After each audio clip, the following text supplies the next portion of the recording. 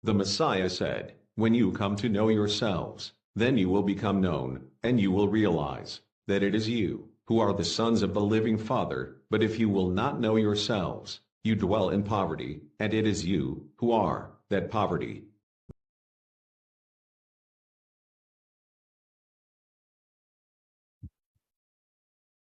Ito po isa maiksing video lamang mga kapatid at magugulat kayo. From last week, ayan, yada, halalwaya, alahayab, kita niyo mga kapatid. We are ready.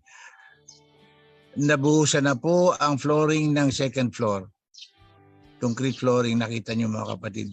Kompleto na ang mga parilya dyan, ang mga bakal na susuporta sa flooring, ang ating columns.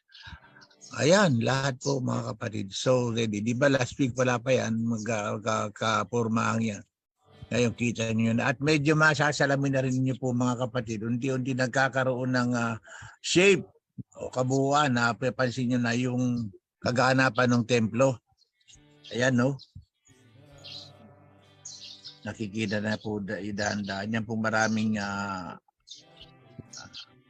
PVC pipes ay mga ano po yan, pampatibay habang nagpo-flooring. After the flooring, aalisin din po yan.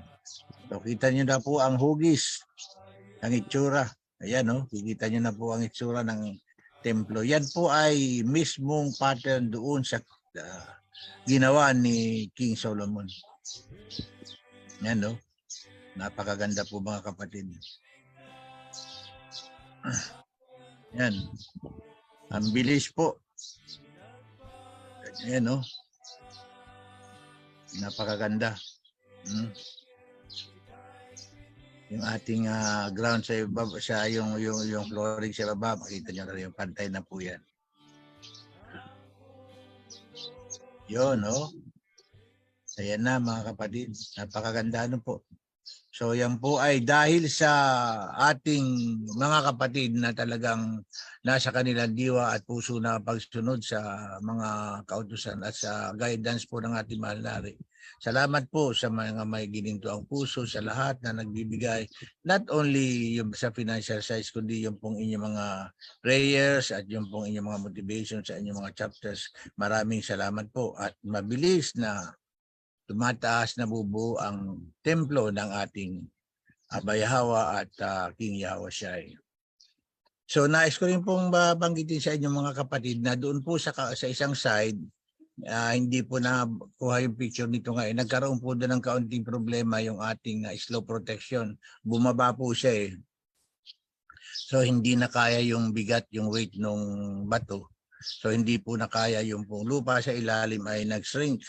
So kaya nagalaw po siya at bumigay. Pero yung po, wag kayong mag-alala, hindi po yun, hiwalay po ang fund para doon sa slope protection, hiwalay naman po yung fund para doon sa construction ng temple. Kaya yan po sa wisdom na binigay ng ating alahayam sa ating hari. Kaya kita nyo, maski may kaunting problema doon, hindi po affected, tuloy-tuloy po ang construction ng ating temple. At ginagawa na rin po yung na-damage doon sa ating slope protection. Mga ilang weeks ay maayos na rin po yun. So, wag po kayo mag-alala doon mga kapatid. So, okay po. Maraming salamat po mga kapatid ko. Tandaan po natin, mahal po tayo ng ating King OHC, mahal po tayo ng ating alahayam. Halalwaya alahayam yada. Thank you, sis. Ako'y nagagalak. Natutuwa ako na muli ay makasama kayo sa Zoom ang buong citizenry sa araw ng Sabat. Ako'y natutuwa sapagkat unti-unti ko nang nakikita ang katatagan, pagkakaisa at harmony sa loob ng kingdom. Ang ating mga priest ay patuloy na nahahasa, napapolish. So kung babalikan natin yan ikukumpara natin sa nakalipas na 2 taon, ang mga priest ay hindi pa ganun kabihasa sa pagbibigay ng mensahe. Ngunit sa patuloy na coaching and mentoring, there is always a big room for improvement. And I pray for that always. Bilang bahagi ng aking maiksing mensahe, gusto kong ipaalam sa lahat na ipapa-streamline ko ang schedules ng mga priests kasama ang mga upcoming or incoming priests from as soon as possible this December, if it could be implemented, until the Passover sa Abib, or at least sa New Moon ng Abib. So, pinababawasan ko ang mga workload at mga schedules para mabigyan ng daan ang isang schooling na ang output nito ay concrete structure ng guidelines for the priesthood. So ito na yung ating, kumbaga, sa magiging blue book of the teachings. Ang pinaka-roots niyan ay ang Torah and Covenant. So kumbaga, pag-aaralan namin, everyone should be present. All priests should be present on schedules. Sabihin natin at least 2 to 3 times a week. Walang pwedeng, ay hindi ako makaka-attend kasi nakakommit ako sa Hong Kong, nakakommit ako sa Middle East, ako ay nakadek sa Europe, ay may appointment ako sa UK kaya hindi makaka-attend. So mga kapatid, hinihiling ko ang inyong pangunawa na ang ating mga priest, we have 18, tama ba ako, Prime? 18 kasama ang upcoming? 20 yan na yata po. Okay. So Okay. it's going to be 21. Sila po ay sa ilalim ng schooling and at the same time workshop. So marami pong mga naka-schedule na mga visits ang baka makancel muna for 4 months. Kaya inihiling ko ang pangunawa ng iba. Huwag po kayong panghihina ng kalooban kung hindi man ninyo na kikita physically o maririnig na nagbibigay ng mensahe sa inyo ang ating mga priest. Kailangan din po nilang sumailalim ng intensified workshop training. So kung natatandaan ninyo, ang mga priest natin ay basta na lang sumulpot sa inyong paningin na hindi nyo alam saan ang galing, paano pinili. Wala silang pinagkaiba sa panahon ng Nisaya. Mga fisherman baga sila noon. Yung 12 disciples, sina Kefa, tinawag lang sila, nasa tabing dagat, halika kayo, sumunod kayo sa akin. That calling, that situation is the same situation na pinagdaanan ng ating priesthood. So habang lumalaki ang kawan, habang lumalalim ang mga pag-aaral, at habang nirerepaso natin ang Torah and Covenant, yung mga na-reveal sa revision ay kailangang matutunan ng buong priesthood para iisa ang kanilang sinasabi. Iisang diwa ang kanilang ibinabahagi.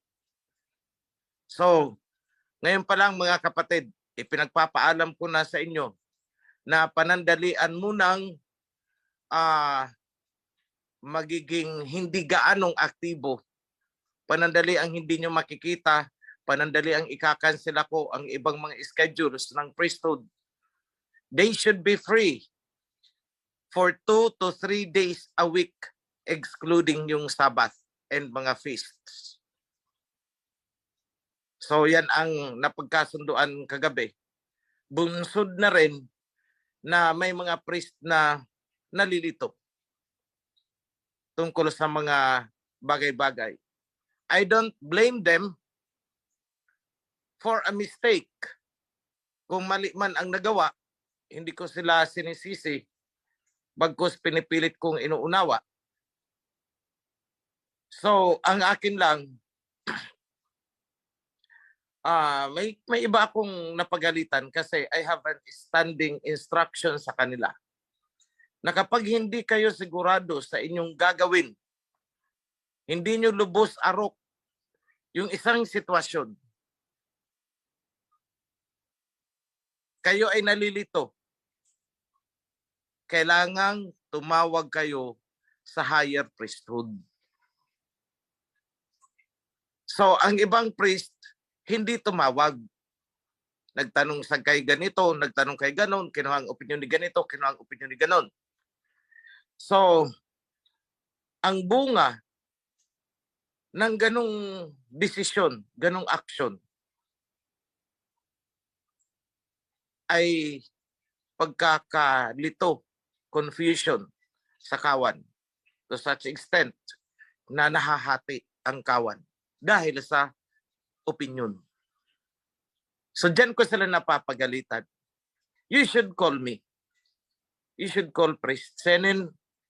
You should call Priest Zimri. Kung kaya nang sagutin ng dalawa, i-explain because most of my instruction, if not all, but 99% yata ng instructions ko ay dumadaan kay Priest Senin. Then down the line. So kapag medyo may isang priest na hindi naka-align doon sa line of communication, na detach sila doon, kung kani-kanino kumukuha ng opinion, ang iba nagsasarili ng desisyon. So, nasisira sila. Yan ang mali nila. So, dyan ko sila, sabihin natin dyan ko sila sinisisi because my standing instruction is ask me. Kasi hindi nga tayo nagkaroon ng pagkakataon na isailalim ang buong priesthood sa rigid na pagsasanay. So, sa kabila nun, ang mga kawan din naman ay naging mapaghanap. So sabi ko, it's about time na yung plano noon na mag-schooling ang buong priesthood ay dapat ipatupad na. At gusto ko sila ay hasang-hasa pagpasok ng 2023 Abib. So mga kapatid, ayoko sanang makakarinig ng mga issues, mga concern, mga pwede namang iwasang hindi pagkakaunawaan. Alam nyo, pride lang naman ang nagpapahirap sa inyo sa totoo lang. Pride. Kasi kung gagawin ninyo yan, habang ang mga priest ay sumasailalim ng schooling, madidistract po sila. Magkakaroon ng mga cancellations ng mga session. Kumbaga yung klase is ika-cancel para lang harapin ang kaguluhan dito at doon. So please, hindi man kayo direktang makatulong sa schooling na ito ng priesthood, at least sa inyong cooperation, you set them free to study. Makikita nyo ang pagkakaiba, ang malaking improvement sa buong priesthood pagkatapos ng schooling. Pero hindi po dyan matatapos ang lahat. There will be higher and higher schooling. Kasi habang ginagawa ang temple, tandaan natin na ang magjo-duty dyan 24 hours ay mga priest and Levites. Kapag sila ay nasa loob niyan, may mga panahon na hindi sila pwedeng lumabas, hindi pwedeng kausapin. Tanggal ang cellphone, hindi pwede, dyan kayo. So yung mga specific instructions na yan, hindi ko pa sa kanila na ibibigay. Sapagkat ibibigay ko yan pagkatapos ng construction. Yung ready to function ang temple. Then I will select priests to undergo another specialty training, how to run the temple. Maybe some of you ay nag-iisip, bakit hindi lang sila bigyan ng babasahin para sila na lang? No, wala po ako maibibigay. It's just in my mind. Wala akong time para i-transcribe at sila na ang mag-aral-aral. And I want, hindi ko basta-basta i-entrust ang bagay na yan kasi maselan po yan. Paano ang galaw sa loob ng temple? Paano ang mga steps sa loob ng temple? Paano ang pakikipag-usap sa loob ng temple? Ano ang pwede at hindi pwedeng pag-usapan sa loob ng temple? Diyan po kasi sa loob ng temple, hindi pwede ang mag-uusap ang dalawang priest tungkol sa isang bagay na walang kinalaman sa trabaho nila na kinakaharap sa loob ng temple. Hindi pwede na pag-uusapan nila, ay sa ganitong chapter may ganito, habang sila ay naandun. Wala po. Parang mga pipi yan. They need to keep their mouth shut. Bubuka lang yan. Kung ang pag-uusapan is, paano ba itong lampara aayusin, paano itong minora, paano ito lulutuin. Along that line lang, ang pwede lang salitain. Otherwise, they should keep their mouth shut in prayer for the kawan. Sa mga bagay na instructions na yan, hindi ko pa po na ibibigay sa kanila. Kasi kung ibibigay ko man, and too far away pa gagamitin, makakalimutan. At magdudulot lang ng additional na kalituhan sa kanila ngayon. So one at a time, piece by piece ko sa kanilang isusubo ang kanilang mga dapat gawin. I know it. So, on the part of the kawan, please cooperate. Keep the priesthood free sa mga unnecessary na mga issues, mga concerns. So the best way is iwasan po natin yung pagbabangayan sa loob. Kasi pag nagbabangayan na kayo, siguro ko kahit ang priest na nakaduty sa temple, kailangang tumalon para ayusin kayo at hindi yan kaaya-aya sa paningin ng Aba. I tell you, and you will not be blessed. So, nakita nyo ang progress ng construction ng temple and I was there nung kailan ba ako last time pumunta? Was it Thursday, yung last na pagpunta ko doon. Kasi I was there Sunday. Then sumunod na andun ako is Thursday. Just this week. I have to do some ocular inspection. I need to give some instruction. So may mga pinapa-reconsider ako sa structure. Hanggang doon sa riprap, hanggang sa yung dito sa kabila pa. Because all those things is kailangan nating ayusin to the best that we can. Then, as to the cleanliness sa Mount Zion, I still have that in my mind. So may mga instructions din akong binigay. So as you can see, I don't stop. Pagdating would be revision. Pero ilang beses na-cancel ang aming revision dahil sa sigalot ng iba't ibang, chapter. Isang chapter lang naman pala itong week na to ang inayos namin. But it took us 2 nights. The other night is another, 3 days ago is another chapter. So, 1 week pong na-cancel ang revision. 1 week na hindi kami nakapag-meet. At saan namin ginamit? Ginugol ang hamagdamag hanggang alas 3 ng madaling araw, alas 4. Pag-aayos ng sigalot. So, sa ganyang bagay, hinahadlangan nyo ang progress ng aming mga ginagawa dito sa taas. Huwag nyong aakalain na kami dito sa taas ay wala nang ginagawa at pahaya-hayahay na kami at gumagalaw ang mga nasa baba. Hindi po. Bagkus, it's the other way around. Tingnan nyo, sa construction site, ang mga trabahador, nagtrabaho sila 8 oras o minsan nag-overtime hanggang gabi. Pero pagdating ng gabi, tulog na sila hanggang umaga. Kami hindi pa rin eh.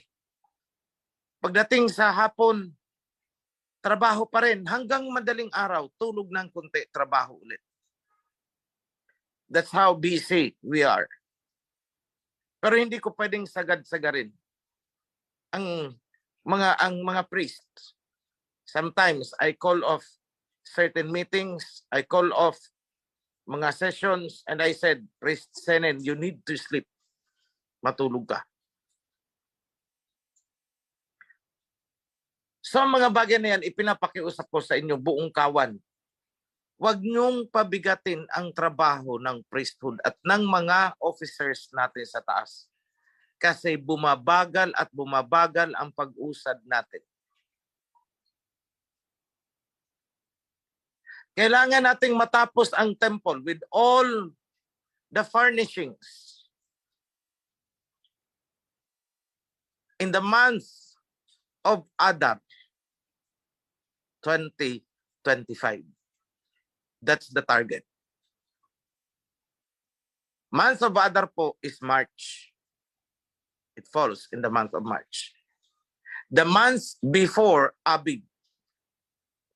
So the temple must be ready for use sa pagbukas ng Abib 2025.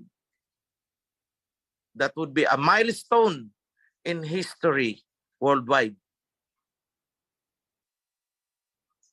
And the eyes of the world will be focused on what we do, kung anong ginagawa natin. Diyan sila titingin hanggang sa kalit-liitang detalye.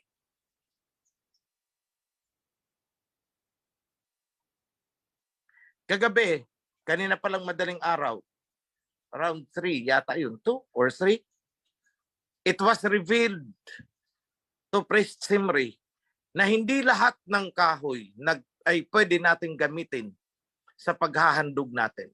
There are only 12 types of trees na inihabilin ang aba na ito ang gamitin ninyong panggatong. So, with that in mind, naisip ko lang, hindi kaya part of the purpose kung bakit nabigyan tayo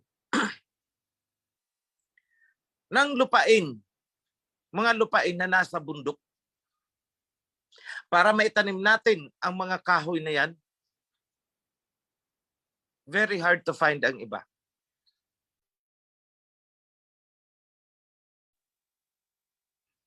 Pero kailangan natin ito pa rin sapagkat yun ang utos.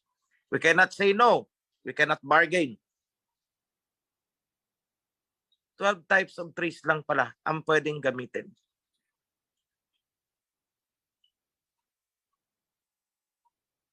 So with the 100 hectares, na alam kong naudlot din ang progress nito. Medyo nawala sa sa radar ko. I'm not saying na natigil, but rather ang ibig kong sabihin is nawala sa radar ko. Parang lumubog siya sa activities na tabunan. So far as I am concerned, hindi ko na naharap. Hindi ko alam ang status. But with that, kapag nakuha na natin ang full possession of those lands, pupunuin natin yan ng mga kahoy that will be used para sa paghahandog. The 12 types of trees must be prioritized na yun ang maitanim. And at the same time, that would help the environment na ma-preserve ang ecology natin. Hindi mag-erode ang mountains.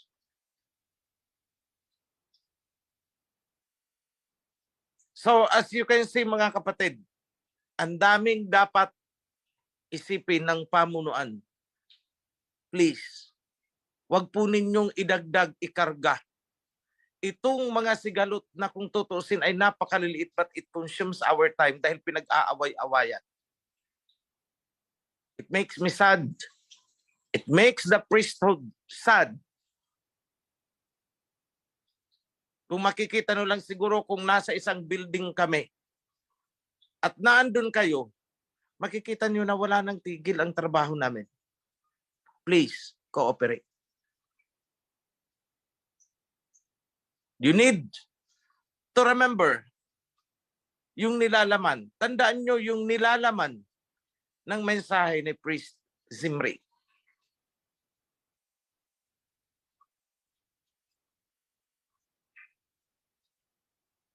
Last week, or maybe this week yun, Priest Zimri messaged me. Kamahalan, pwede bang makausap ka kahit 15 minutes lang? So I called him up. After an hour, natawagan ko siya. Habang kumakain, I called him. Sabi ko, what is it? Ano ba yung kailangan kong i-deliver? So parang, I don't know if he was blank or what. So isa lang ang sinabi ko sa kanya. Focus on unity. At narinig ninyo ang kanyang mensahe ngayong umaga. It's about unity. Napakaganda. Unity in the spirit of the covenant. Unity in the kingdom.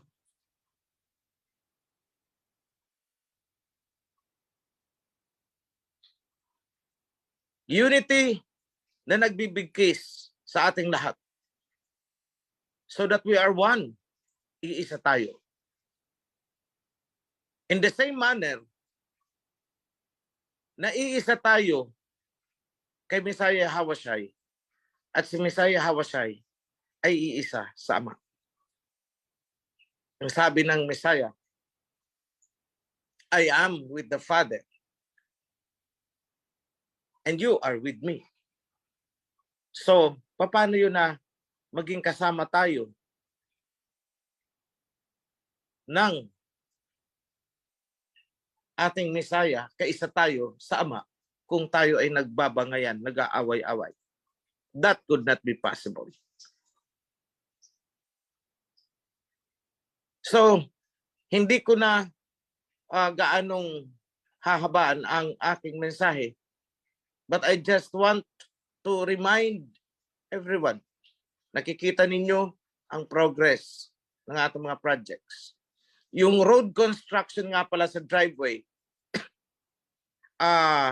supposedly naka-schedule tomorrow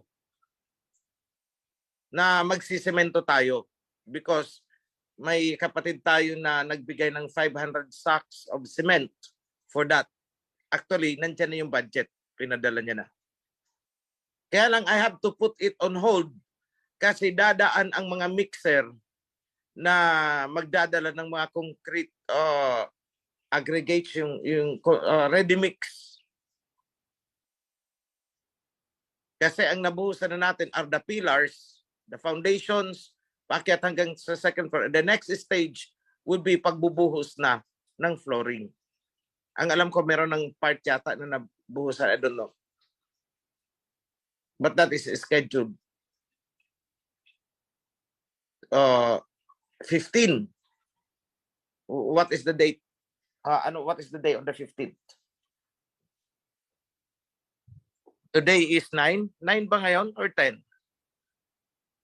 10 po. 10. So 5 days from now. Sa 15. Dadaan ang mga mixer. At wala nang time para maghintay na tumigas muna yung isisemento natin doon sa driveway. Yung mula sa guardhouse. Kasi it would take 14 days. So, ibig sabihin, 14 days pala bago makapasok ang mga mixer papunta sa temple. And that is a massive delay. Remember, every day, ginagamit o hindi, ang mga equipment, nirerentahan po natin. Every day. Yung mga hinair natin ng mga equipment for the lahat yan. So, hindi pwedeng maano at sayang yung oras. Every day, ang mga kinontrata nating tao na mga skilled, nagtatrabaho doon is, kailangan nating pasahuran.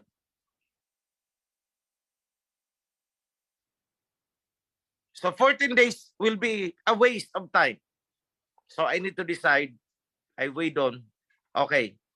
Sige, after mabuhusan ang second floor, makumpleto ang pagbubuhos doon, isusunod itong dito sa driveway.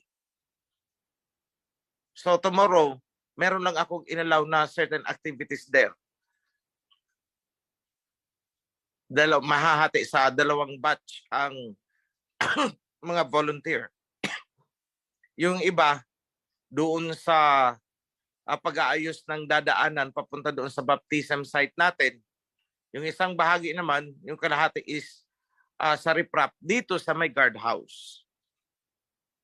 Para patatagin ang lupa na pagdaan ng mixer, yung mabigat, hindi tumibag ang lupa.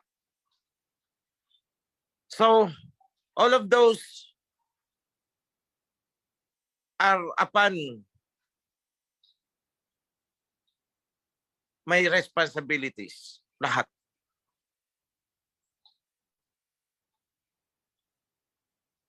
It's on my shoulder.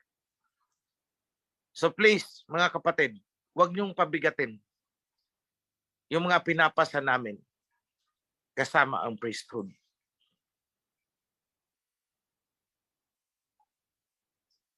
And that is what you call as unity of command. Huwag na munang magpasaway for short.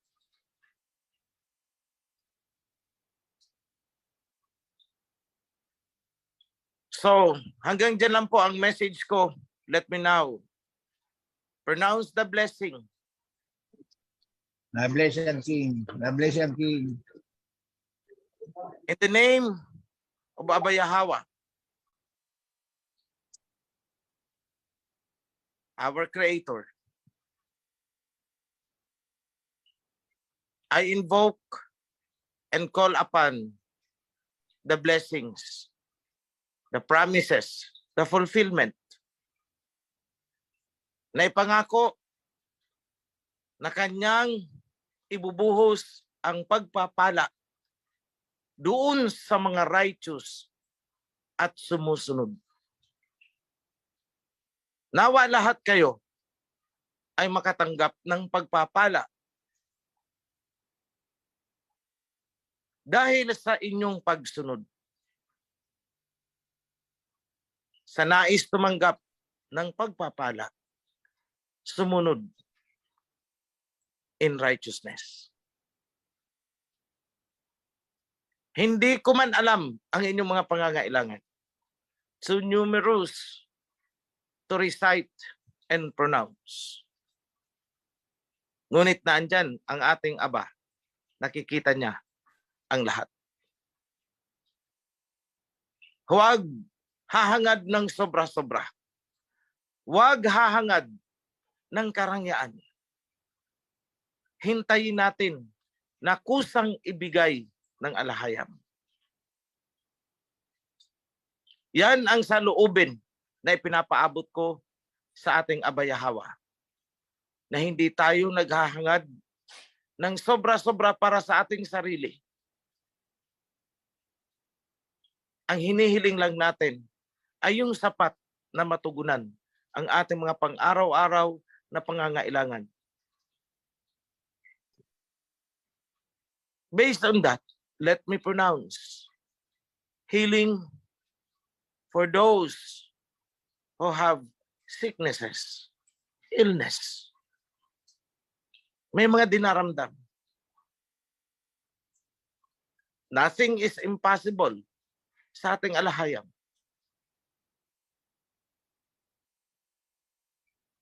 I invoke the promise na ibinigay for healing. Good health for everyone. Mula sa Prime Minister hanggang sa inyong household. Kasama ang iyong mga kasambahay. Let the blessing be felt by everyone.